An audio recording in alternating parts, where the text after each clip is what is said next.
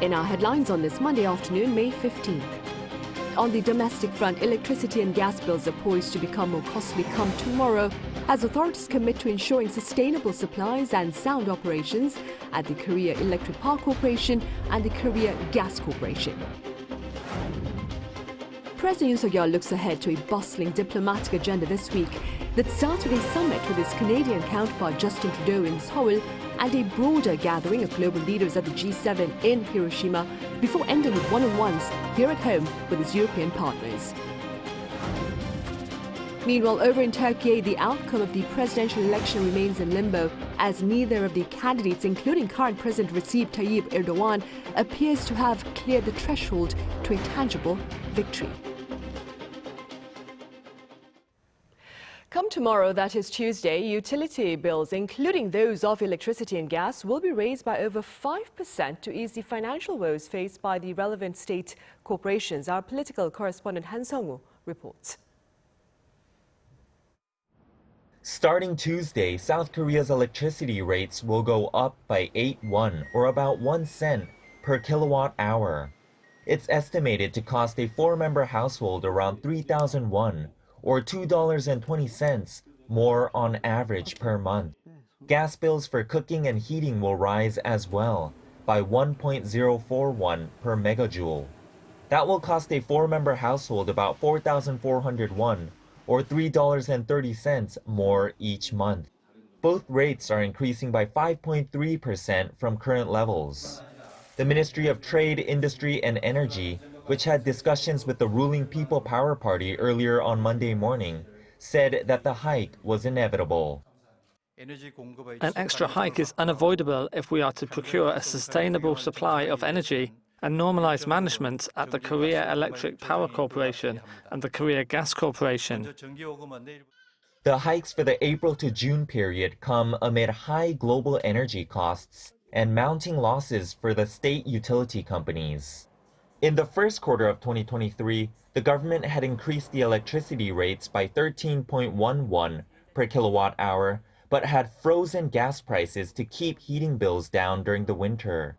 Meanwhile, to ease the burden of higher bills on energy-vulnerable households, the government and the People Power Party have agreed to implement a set of support measures. Those include exemptions from the rate hikes for a year for socially vulnerable households falling within the low-income bracket, as well as an expansion of energy vouchers and an expansion of the so-called energy cashback policy that gives rate discounts to households that save electricity. Han Sung-woo, Arirang News. Findings for the month of April show Korea's ICT exports shrinking further on year, but the industry as a whole noted a trade surplus. Our Moon Hye-ryun has details. South Korea's ICT industry recorded a trade surplus of $2.33 billion despite exports falling across all major sectors and trading partners.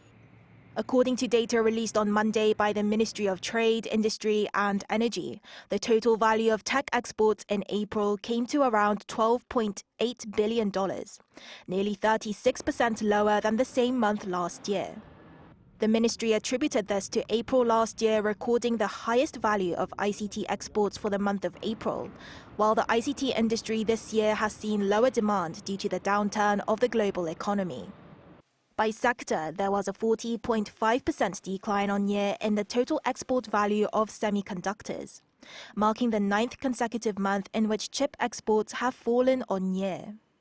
The continued decline comes on the back of falling prices for memory chips such as DRAM, which have seen price drops for 10 months in a row due to lack of demand. Exports for displays such as OLED screens used in phones fell by 30.5% on year, and exports of mobile phones, computers and telecommunication devices also fell on year. By country, China is the destination for 40% of South Korea's ICT exports, but this year tech exports to China have fallen by nearly 40% on year. There's been a steady decline in tech exports to China on year since June last year. Outbound shipments to the United States also fell by more than 40%, while exports to Vietnam, the European Union and Japan also dropped by more than 25% on year. South Korea's ICT trade balance has generally recorded a surplus, but ICT imports have been rising over the past few years. April saw a more than 22% on-year rise in imports from India, but there was a sharp decline in imports from the United Arab Emirates. Moon Hae-ryan, Arirang News. On the diplomatic front, President Yoon Hiroshima has a busy agenda this week as he seeks to bolster economic security amid geopolitical uncertainty with his global partners. Our presidential office correspondent Oh Soo-young has a rundown of his upcoming engagements. President Yoon Suk-yeol will hold a trilateral meeting with his Japanese and US counterparts this weekend on the sidelines of the G7 summit in Hiroshima. Yoon's office has confirmed that the president will head to Hiroshima on Friday and attend an expanded session of G7 member countries, plus 8 guest nations including South Korea. He will share South Korea's position on the key topics of food security, energy supplies amid the Ukraine war, climate change, and ways to bridge the gap between the G7 and the global South. Invited by Japanese Prime Minister Fumio Kishida, Yoon's attendance marks a further step to improve bilateral ties, as the two neighbouring countries aim to end their trade and diplomatic disputes that worsened in 2019. During Yoon's 3-day visit, the two leaders will make an unprecedented joint visit to a memorial honouring Korean victims of the atomic bomb that devastated Hiroshima in 1945. To boost joint efforts with the US to address North Korea's nuclear threat and cooperate on strategic areas, Yoon and Kishida will also meet with Joe Biden. While there won't be a joint declaration, the three-way summit will be a meaningful follow-up to their previous dialogue in Cambodia last November, according to Deputy National Security Advisor Kim Tae-ho. Building on President Yoon's US state visit to mark the 70th year of the South Korea-US alliance and the resumption of shuttle diplomacy between Korea and Japan, we will further map out our role and contribution in multilateral diplomacy, such as at the G7 in Hiroshima. Kim says Yoon is likely to hold bilateral meetings with other world leaders while he's in Hiroshima as part of his week-long streak of diplomacy that begins before he heads to the G7 meeting. This Wednesday, President Yoon will hold a bilateral meeting in Seoul with Canadian Prime Minister Justin Trudeau upon the 60th anniversary of South Korea-Canada relations. The summit will be followed by a joint press conference and an official banquet. Another key bilateral is scheduled for Sunday. As soon as Yoon returns from Hiroshima, he will meet with German Chancellor Olaf Scholz, who also heads to Seoul after the G7 meeting. The next day, Yoon will sit down with European Council President Charles Michel and European Commission President Ursula von der Leyen to discuss how to further their 60 years of bilateral relations, focusing on digital partnership and the green transition. As Yoon begins his second year in office, Kim Tae-ho said Seoul will focus on maximizing South Korea's security and economic interests and pursue pragmatic diplomacy while strengthening global solidarity on the principle of freedom. Oh Soo-young, Arirang News. Meanwhile, over in Turkey, the presidential election there may head into a runoff race as neither of the candidates, including President Recep Tayyip Erdogan, appears to have carved out a tangible lead. Now, for more on the events there, I have my colleague Lee Shi-hoo standing by live on the line. Shi-hoo, what's the latest thus far?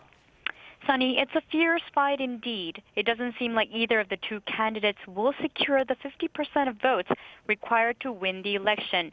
According to the head of Türkiye's Supreme Election Council early Monday, with 91.93% of the votes counted so far, polls show that Erdogan is leading with 49.49% of the vote, while the rival candidate, Kılıçdaroğlu, received 44.79%.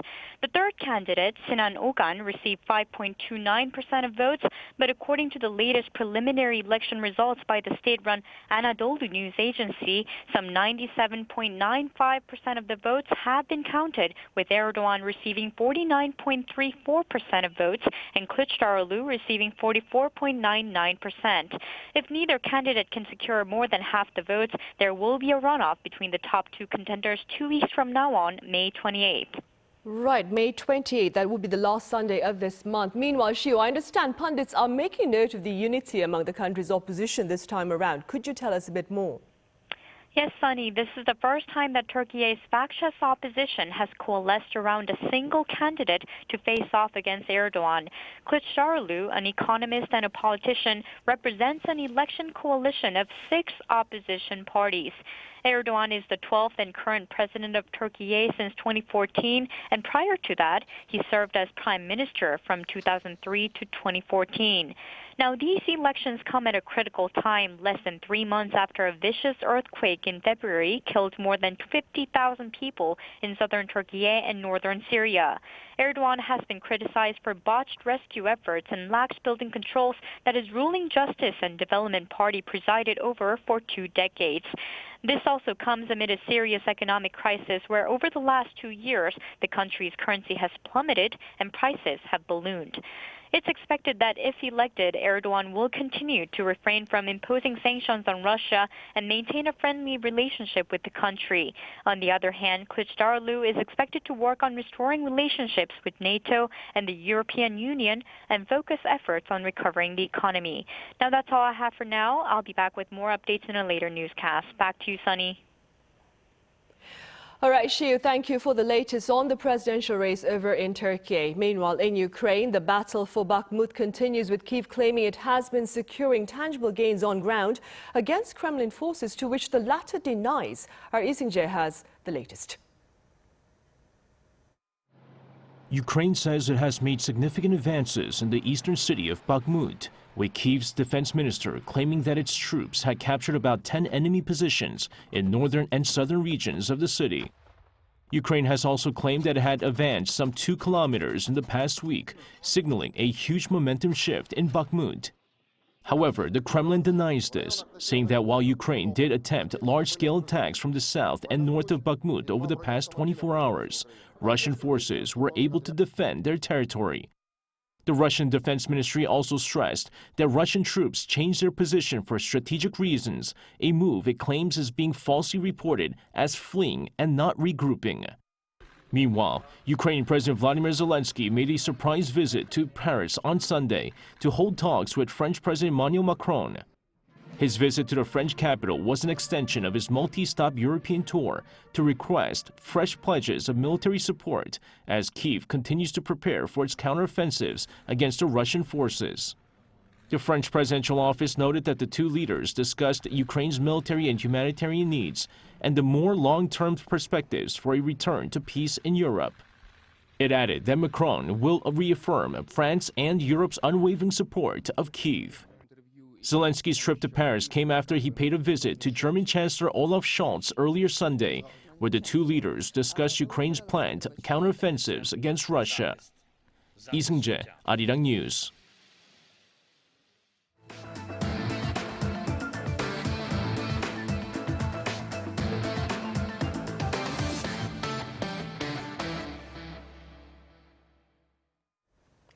K-pop sensation BTS is topping charts worldwide with its new digital single, The Planet. According to the group's agency Big Hit Music, the song claimed the #1 spot on several charts, including the iTunes Top Songs chart in 67 countries and the Japanese Oricon Singles chart.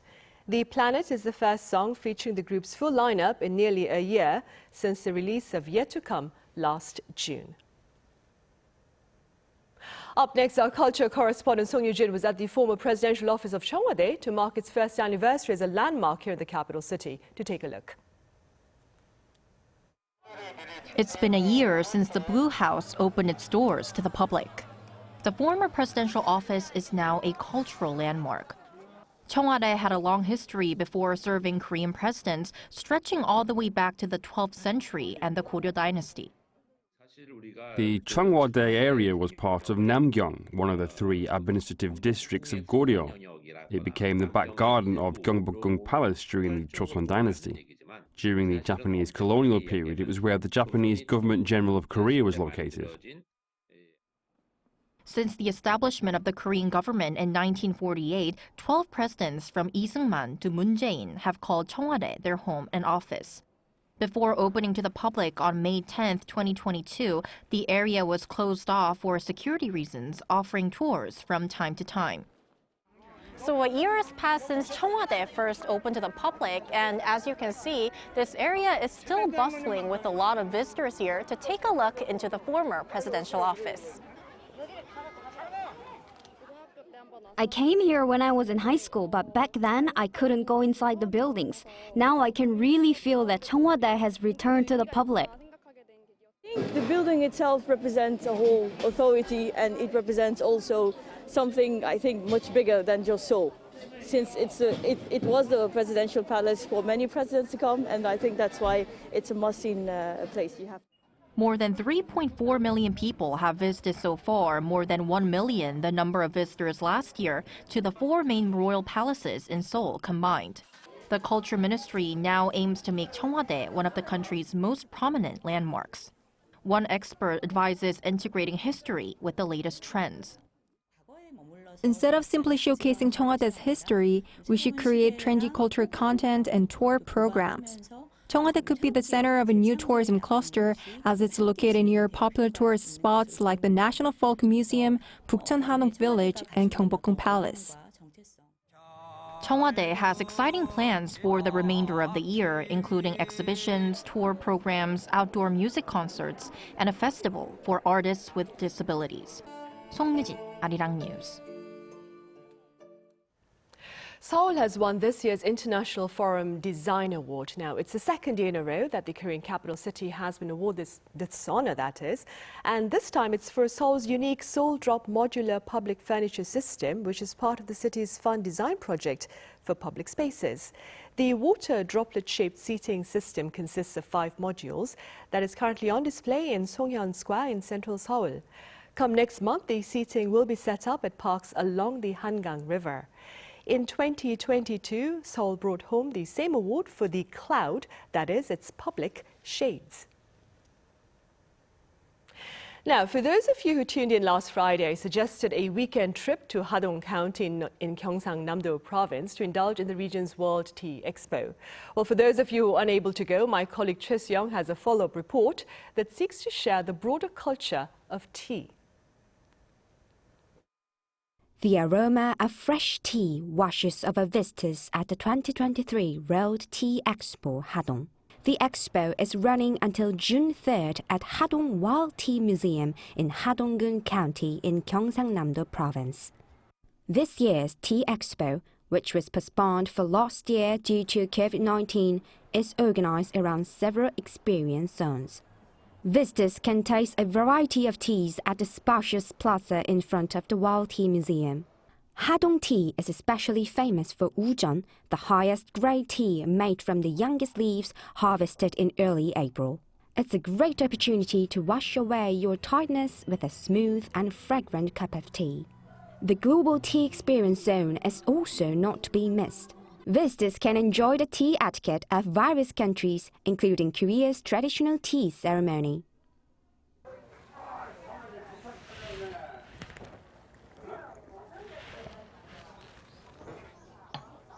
As well as experiencing this Korean tea culture, visitors to the expo also have the chance to compare it to tea culture from Japan, China, Türkiye, and England.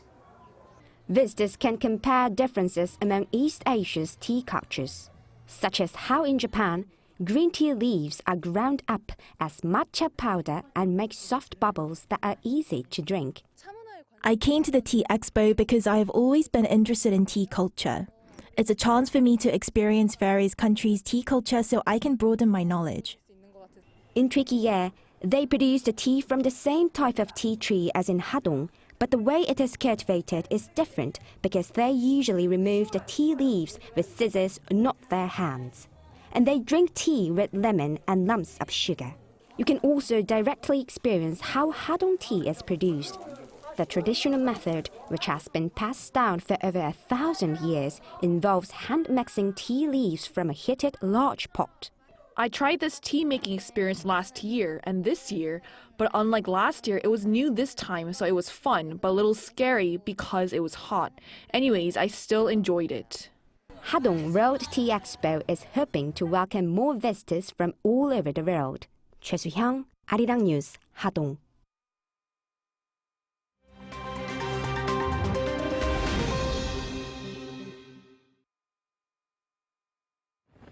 Let's take a look at what's going on in the world now. We begin with the deadly tropical cyclone Mocha, which hit the coastlines of Myanmar and Bangladesh over the weekend. Myanmar's west coast was the worst hit. The Category 5 cyclone hit the Bay of Bengal on Sunday, leaving 5 people dead in Myanmar. Cyclone Mocha brought with it wind speeds of up to 200 kilometers per hour. It took out power lines, brought down a communications tower, and blew off roofs. It has also caused landslides and floods. Authorities in both countries managed to evacuate about 400,000 people from at-risk low-lying areas before the storm arrived. The storm also destroyed over 1,300 bamboo shelters in the city of Cox's Bazar in Bangladesh, the site of the world's largest refugee camp. This comes 2 months after a fire there left 12,000 Rohingya refugees without shelter. The storm is set to reduce in strength over northern Myanmar from Monday night. Turning our attention to Thailand. The general elections there on Sunday saw opposition parties surge ahead in the polls. Results show the Move Forward and Pheu Thai parties are well ahead of incumbent Prime Minister Prayut Chan-o-cha's United Thai Nation Party. The retired army general came to power in a military coup in 2014. Up for grabs in this election were 500 seats in Thailand's lower house of parliament. And with most of the votes counted, Move Forward is leading, followed by Pheu Thai. Although parties are expected to discuss a coalition, a majority coalition might still not be able to govern. This is because the next government and prime minister is chosen by a 250-seat Senate, all of whom were appointed by military coup leaders. Now, Sweden's Loreen has been crowned the winner of Eurovision 2023. The 39-year-old beat out competition from 25 other countries with her song Tattoo in the final of the contest in Liverpool on Saturday. It was Loreen's second time winning the contest, having first taken the title in 2012 with the song Euphoria. She is only the second person to have won Eurovision twice and becomes the first woman to do so. The win means that Sweden will host next year's Eurovision. Second place was taken by Finland's Käärijä with Cha Cha Cha, followed by Noah Kirel from Israel with Unicorn.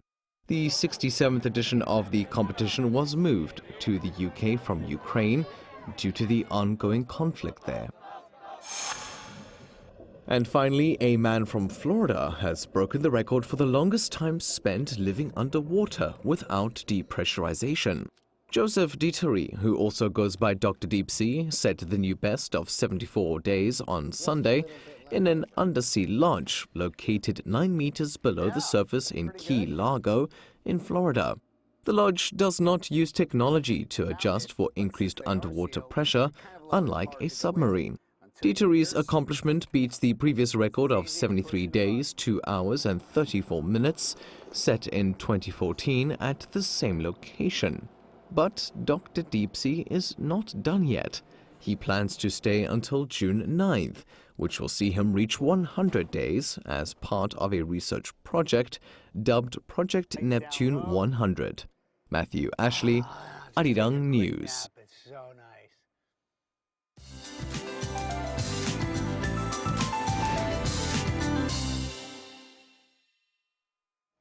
Good afternoon. As soon as we get into mid-May, it really feels more like summer.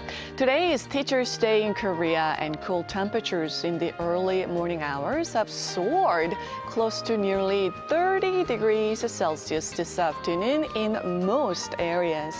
We also need to be cautious in the sun during the day. Full sunshine nationwide should boost UV rays to high to very high levels after lunch, and ozone levels will be high as well. So let's try to walk, bike, carpool, or use public transportation to reduce ozone levels. Meanwhile, air quality will be bad all day in Ulsan. T-shirt and shorts weather this afternoon with highs easily surpassing 25 degrees Celsius, going a couple of degrees higher than Sunday afternoon. Now, summer-like heat is sticking around through tomorrow with an expected high of 30 degrees Celsius here in Seoul. Well, rain is in the forecast for Jeju at the end of the week, but the mainland stays mostly sunny throughout the week. Now that's Korea for you, and here's a look at the international weather conditions.